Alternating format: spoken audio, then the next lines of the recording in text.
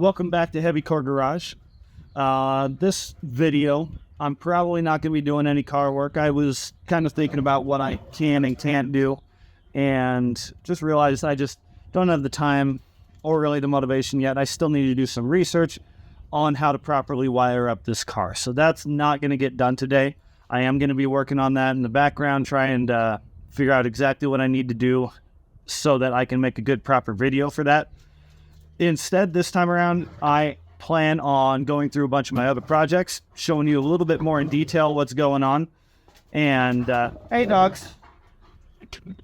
Nero, Vilcus, you be good boys. Sorry about that. I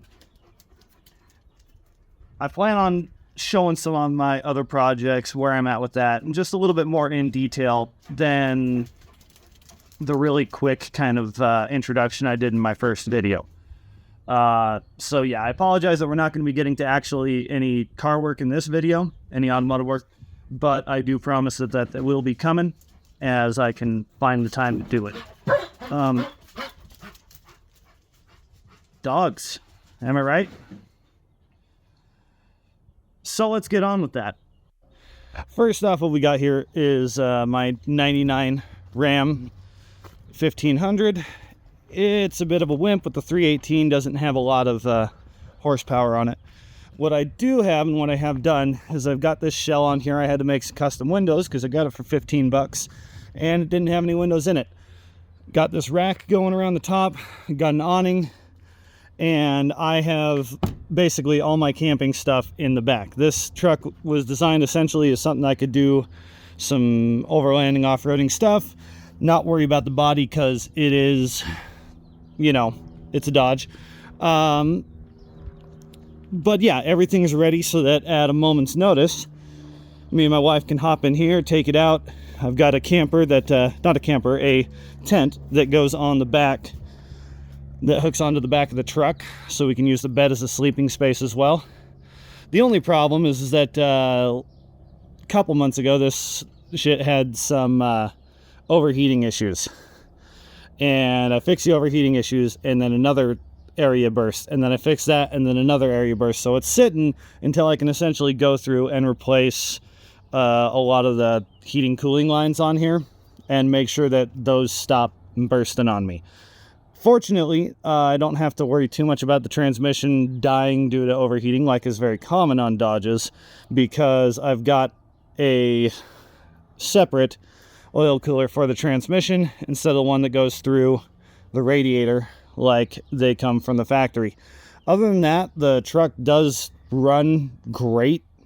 Gets garbage gas mileage, that, 8 to 10, and but it's never really let me down other than the overheating, and I can't wait to get that back on the road again. This one we have right here, it's a 92 Honda Accord. It's mostly complete. The previous owner said that it stopped working because the camshaft broke. I haven't torn into it. Not sure if that's good, if that's correct or not. And I'm hoping that, it's pretty much easy to fix and get going. I actually have another one of these that I have not shown you because it is currently at a friend's house. But it is my pride and joy. And I have done some fanatical things to it that some people would consider heresy. But I can't wait to get that car back. I need to do it this month anyway because I have to get it re-registered. And I will give you a complete walkthrough of all the shenanigans I have had going on with that car and the shenanigans to beat with that car, because I'm not done with it yet. But this one I'd originally got because the other one had a good engine in it. This one supposedly had a bad engine, but this one has a much better interior, and it's also got four-wheel disc brakes because it's just a higher trim model. And so I planned on putting the better engine into this one. Didn't get around to doing that, and I just love the other car so much that I'm probably not going to tear that one apart. So plans on this one is at some point in time I need to tear into the top edge of the engine and see how bad it is. And like I said, most of it's pretty good. I've actually robbed a couple parts off of here, like the alternator and stuff for the other car and like the main relay to keep that other car going. But everything else in here seems pretty good. I do want to go through the top end of this engine anyway, because obviously you got the usual valve cover leaks from Hondas, and you know, if they're not leaking or burning oil, they don't have any oil left in them, but keep them filled and they'll run forever for the most part. So this is on the to-do list. Shouldn't take too much, but you never know. Now this one is my Datsun 720 dually. It's a 1981, originally came with a Z22 motor, but yes, as you can see, this is a factory dually option. However, these fenders weren't a factory option per se. This was kind of one of those post-factory, pre-showroom floor editions. I've only seen photos of one other car one other Datsun that's had these similar fenders. You can see that they were actually molded to work well with the body lines and everything like that. Unlike the Toyota dually fenders, which they basically just took square body fenders and made them fit. These are fiberglass fenders that were made specifically to work with the bed of this truck. It's got a nice cool little camper shell on here. It's king cab. When I first got it, it was running. However, when I was driving it down the freeway, the oil pump decided to give out and the original engine went the way of the dodo.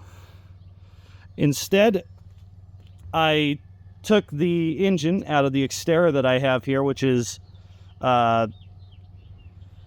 supercharged one, and I'm working on throwing it in here, so I will show you that right now.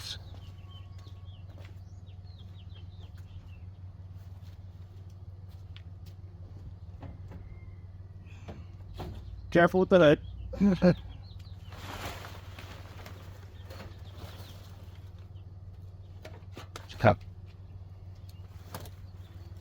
All right. Now, as you can see, there's a little bit of a problem with the hood fitting, where that hood basically comes to about here, and the engine is about 4 inches taller than that. I do have a spare hood that's sitting on the roof of my brother-in-law's crushed Mustang that I plan on cutting and trying to do sort of a cowl hood style, where it's going to go up from here and go back further and a little higher. See how that works. If it works out well, I might take the original hood and do it a little better, although I will be trying to just make it really nice with that other hood, and then just keeping the stock hood maybe as a wall monument or something like that. But yeah, it's a, gosh, what is it called? It's a VG 33ER, I think is what it was. And it kind of fits. The problem that I have is that even where it's sitting right now is a little lower than where it's going to be sitting, because I suck at making engine mounts, and currently the engine is sitting on the, not the cross member, the steering rack,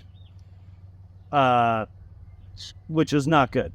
So I need to make the engine mounts, kind of space them out, so it'll be up probably about 1/2 inch further than this. But like, other than that, like, it fits well around everything else on here. Nothing's really interfering, and I'm pretty happy with that. I'm going to have to figure out the cooling. Probably going to go with, instead of putting the fan back on, I'm probably going to have to go with an electrical fan on the front of the engine. So that is the plan with that. I am also working on trying to put in solid headlights instead of having the two just individual square ones, which is why I've been kind of cutting that out and framing that. But for the most part, that's where we are with that. For the transmission, sitting under here, and I should probably honestly get this inside because of weather and stuff, but like, it's tipped on its side, so we're not going to get any water in through the far side over there. It is a manual transmission that came out of a V6 D21. It is the same rear-wheel drive manual transmission that would have been in like a 300ZX Turbo or some of the rear-wheel drive Skylines and such. It is literally the exact same transmission. So that should be great about getting the power to the rear wheels on this thing. But yeah, I do need to kind of get it out of the weather. Overall, the truck is in pretty good condition. There's a little bit of like surface rust here and there, and I would really like to get everything repainted at some point in time. I love just the oversized shell on here. I'm a big fan of truck shells. A lot of people don't like them, but you'll see that I just, you know, I've had truck shells on almost everything I've done. I do need to kind of clean this out and may end up rhino lining this just to avoid the rust getting any worse than it is. But overall, like this is my beast of a truck. You're probably not going to ever see another one like it, especially Datsun 720 pickup with a dually bed like this. Came out of California at a place called Z's Datsun that doesn't exist anymore. But yeah, that's project number 2. I'd like to get it done. I actually want to get it running this year. I'm part of the Utah Mini Trucks group, and we've got a big event planned for the fall. And so the hope is that I can get this thing going before that happens, but we will see what happens. My plan with making these videos too is to kind of push me to get out here and work on things a little bit more, because I put this engine in here, sat that engine in there about 1.5 years ago, and again, I kind of lost some motivation, haven't gotten to it, and so I'm trying to use making these videos, making this channel to push myself to work on things a little bit more. So with these ones, my brother-in-law's Ford Mustang. It's I think it's 4-liter V6 in there. It had the unfortunate accident a couple years ago where like a 65-foot tree decided to get upended by some severe wind and took out the roof. I have a spare roof. Unfortunately, my dogs had got onto it at some point in time, and so it popped it in a little bit. But with some heat and massaging, I should be able to get that back out. And the plan is to cut this and put the other one onto it. And that'll be a really big test of my welding skills, because as of yet, I don't have a lot of experience with that. So we'll see what happens there. My Dodge Lancer. So when I bought this, I got this at a car show swap meet for $600. Actually, I might have worked the guy down if I remember correctly. It is like a push-button transmission car, but the transmission and the engine were both extremely seized, so I ended up pulling those out, and I got the 318 that's in here from a friend of mine who was pulling it out of a 1970 Charger, I want to say, 1970-71 Dodge that he had. It had 360 heads on there, which it still does, and honestly, the whole idea was to originally throw it in here with the 727 transmission, get it hooked up, and just have the car running. Unfortunately, like, things got in the way. Like, I got the engine in there, like, it's mounted everything. I do need to create a mount for the transmission, because it doesn't line up specifically with where the old push-button transmission was. And honestly, it shouldn't take too much to get this thing running, but it will definitely take a lot of work to get it drivable on the road.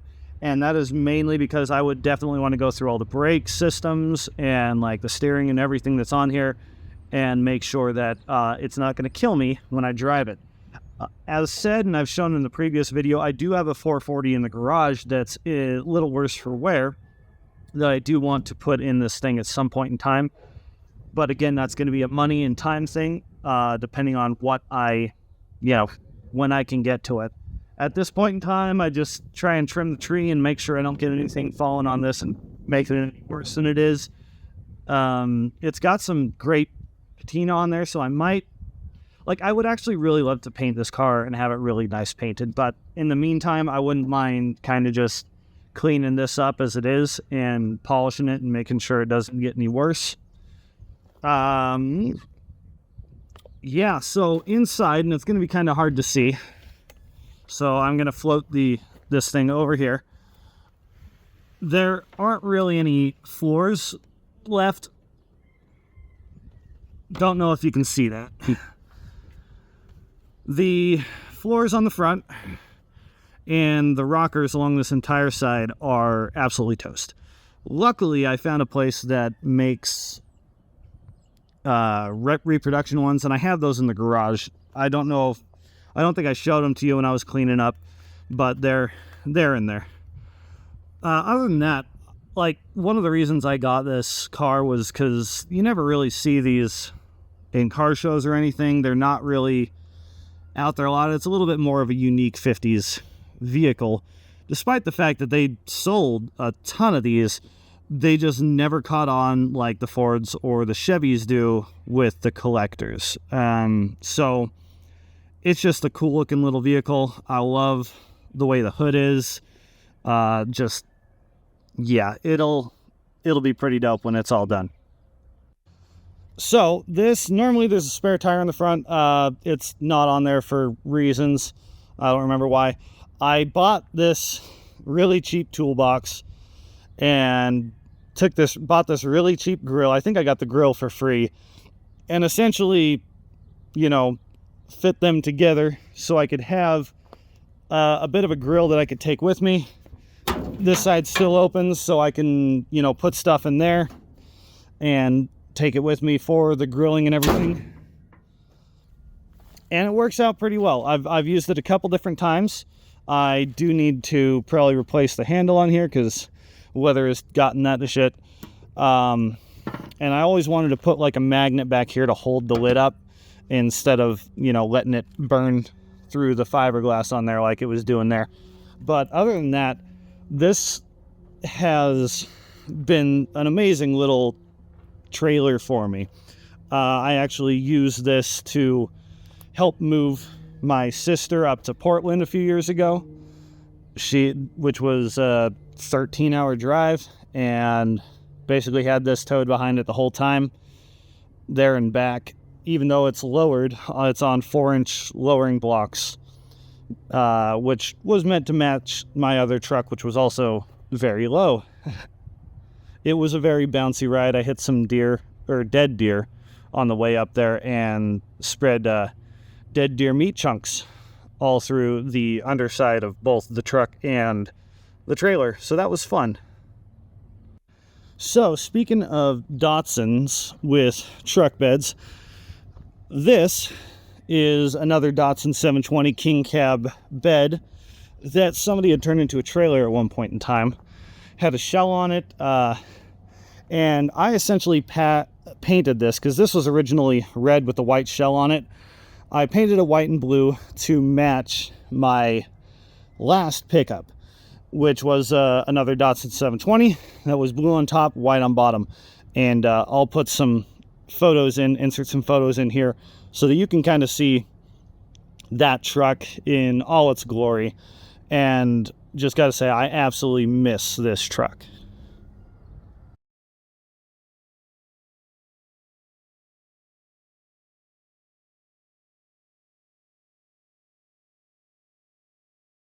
Lastly, over here is my other RX-7 that I got for parts. I actually got this free because the guy needed to get it out of his storage unit because he was tired of paying for it. It has had some cooling issues in the past. When I got it, it actually came with a brand new water pump and a brand new radiator and stuff. Unfortunately, because this thing leaks like crazy on the inside because of the sunroof, those things were absolutely toast and rusted out by water that had gotten into the vehicle. It looks like somebody had at one point in time tried to get down into this stuff. Unfortunately, the studs down there where the water pump would actually attach to, you can see that there are several of them still in the housing there because they snapped off. Again, probably due to rust and someone just putting a little too much oomph and ugga-dugga on them. So this engine would absolutely need to be pulled and completely rebuilt. I do think I might get around to doing that at some point in time because it might be nice to actually put an S5 engine back into the S5 of my 89 GTOS. It'd have a little bit more horsepower and such, but I'm not really sure if I'm gonna do that or when I'm gonna do that. The wheels are some Ronald R9 replicas that I found in the parts yard one day. They were pretty beat up, so I cleaned them up and repainted them, but just with kind of like some crappy spray paint, so they're not in the best looking things, but I love them anyway. And then again, like I said, the wing I want to take off of this and put on the other car. The only thing that I worry about there, because I might not even be able to use that wing, because several of the mounting points within the wing themselves seem to have detached from the interior of the wing. So I would have to take that apart, see if I can fix it, epoxy things back together, and then sand it, clean it up, and repaint it, and see if I can get that to work. The trailer here, my wife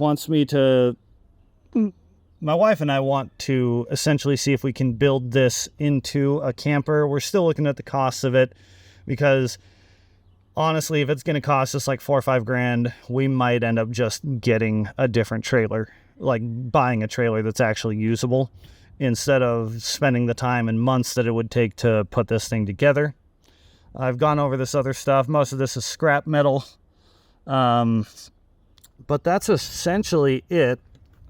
Because we keep going back and forth on the camper issue with that, we're not really sure if we're going to go ahead with the Xterra on making that a camper. That's still like a possibility, because honestly, if I've got doors on it and I just chop the front and turn it into like a trailer tongue, it could be really easy, but we'll see.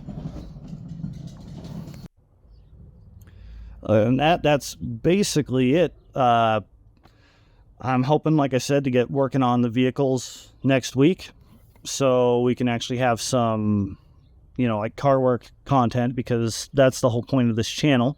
But I kind of wanted to just give you a little bit of a more thorough introduction to the projects that I have. And but yeah, thank you for sticking around. Thank you for watching. Like, comment, subscribe, and see you next time.